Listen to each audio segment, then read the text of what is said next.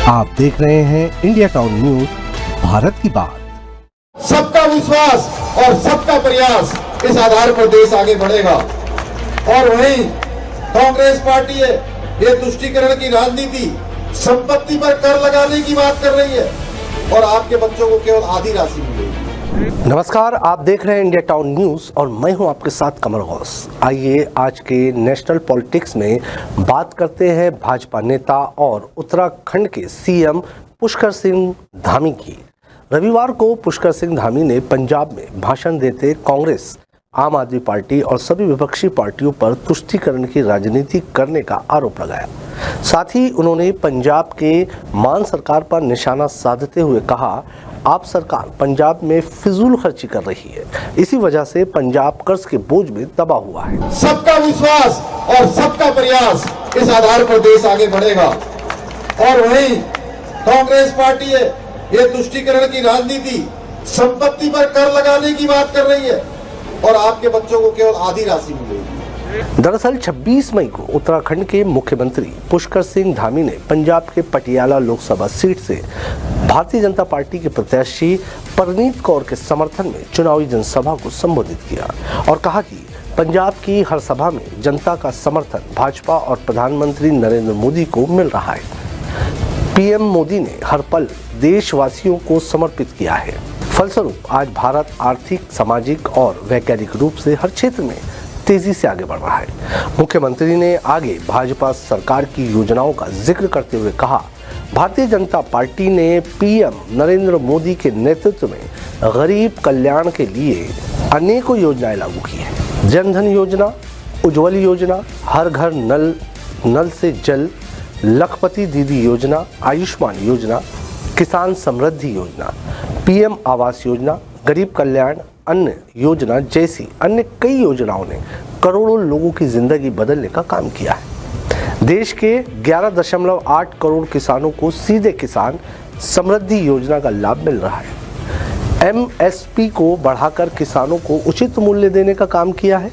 आज देश में सीएए कानून लागू कर दिया गया है। कश्मीर से धारा 370 का खात्मा, 3 तलाक को बैन कर दिया गया है। भगवान श्री राम का अयोध्या में भव्य मंदिर का निर्माण कार्य हुआ है। मुख्यमंत्री ने कहा कि प्रधानमंत्री के नेतृत्व में करतारपुर साहिब कॉरिडोर का निर्माण करवाया गया है। गुरु गोविंद सिंह जी के चारों साहिबजादा के नाम पर वीर बाल दिवस मनाया जा रहा है। उनका इतिहास भारत और दुनिया के सामने लाया गया है और उत्तराखंड में हेमकुंड साहिब यात्रा को सरल बनाने के लिए प्रधानमंत्री नरेंद्र मोदी ने वहां रोपवे का शिलान्यास किया है। भाइयों बहनों, एक तरफ मोदी जी आज तमाम देश के हित में अनेक निर्णय ले रहे हैं, महिलाओं के हित में, गरीबों के हित में, नौजवानों के हित में, हर वर्ग के उत्थान के लिए निर्णय ले रहे हैं और पूरे देशवासियों को, 140 करोड़ देशवासियों को अपना परिवार मानकर काम कर रहे हैं और उनकी योजनाओं में कोई भेदभाव नहीं है, किसी के लिए पक्षपात नहीं है। भाइयों बहनों, उनका कहना है सबका साथ, सबका विकास, सबका विश्वास और सबका प्रयास, इस आधार पर देश आगे बढ़ेगा। अपने भाषण के दौरान मुख्यमंत्री ने आगे विपक्षी दलों पर आरोप लगाते हुए कहा, भाजपा सरकार द्वारा शुरू की गई योजनाओं में किसी तरह का कोई भेदभाव नहीं होता है।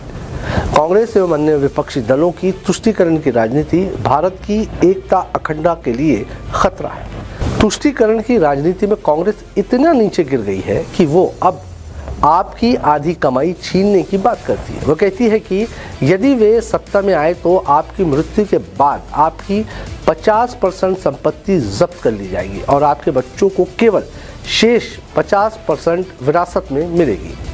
वे कह रहे हैं कि वे ऐसा करेंगे, लोगों के धन का एक्सरे करेंगे। कांग्रेस पार्टी है, ये तुष्टीकरण की राजनीति भारत की एकता और अखंडता के लिए किसी खतरे से कम नहीं है जो कांग्रेस पार्टी कर रही है। और तुष्टीकरण की राजनीति में आज वो इतना नीचे गिर गई है कि संपत्ति पर कर लगाने की बात कर रही है।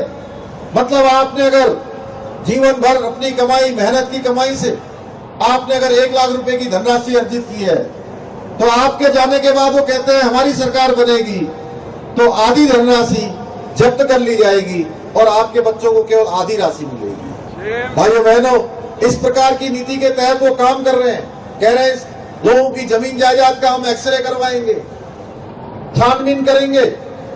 इस प्रकार से बहुत सारे तुष्टीकरण के काम कर रहे हैं। भाइयों बहनों, तुष्टीकरण की राजनीति का एक ही उद्देश्य है, किसी तरह से कांग्रेस पार्टी को सत्ता मिल जाए और 2014 से पहले ये जिस प्रकार देश के अंदर घपले करते थे, घोटाले करते थे, फिर से इनको घपले घोटाले करने की आजादी मिल जाए। आपको बता दें कि देश में 6 चरण का चुनाव समाप्त हो चुका है और आखिरी चरण का चुनाव 1 जून को होना है, जिसमें 8 राज्यों के 58 सीटों पर मतदान होगा। आखिरी चरण में पंजाब के सभी 13 सीटों पर भी वोट डाले जाएंगे। पिछले चुनाव में पंजाब की 13 सीटों में से 8 सीटों पर कांग्रेस को जीत मिली थी, जबकि भाजपा और श्रोमणी अकाली दल ने 2-2 सीटों पर जीत दर्ज की थी। वहीं आम आदमी पार्टी भी 1 सीट जीतने में कामयाब हुई थी। अब देखना दिलचस्प होगा कि इस चुनाव में पंजाब की जनता किस पार्टी पर अपना विश्वास दिखाती है। आज के नेशनल पॉलिटिक्स के हमारे सेगमेंट में फिलहाल इतना ही। मुझे दीजिए इजाजत। नमस्कार।